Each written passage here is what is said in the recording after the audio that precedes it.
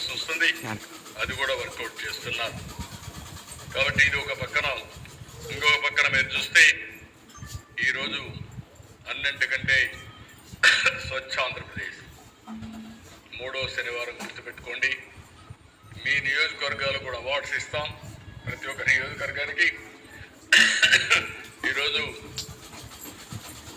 Panchayati Raj minister గారిని మనస్ఫూర్తిగా అభినందిస్తున్నాను. ఎందుకంటే ఒకే రోజున పల్లె పండుగ కింద అన్ని పంచాయతీల్లో జనరల్ బాడీ మీటింగ్లు పెట్టి అన్ని వర్కులు ఒక్క రోజు శాంక్షన్ చేసిన చరిత్ర భారతదేశంలో ఒక ఆంధ్రప్రదేశ్ రాష్ట్రానికి వచ్చింది. చాలాసార్లు పెట్టారు కానీ అప్పుడప్పుడు పెట్టేవాళ్ళు.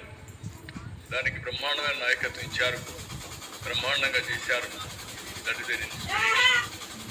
ఈరోజు అన్ని కూడా వారి ఆధ్వర్యంలో మీరు చూస్తే అధ్యక్ష, ఫైనాన్స్ కమిషన్ డబ్బులన్నీ డైవర్ట్ చేస్తే ప్రభుత్వం తిరిగి ఆ డబ్బులు ఇచ్చి సెకండ్ ఇన్స్టాల్మెంట్ తీసుకొచ్చారు. ఇప్పుడు మొత్తం టైటన్ చేశారు.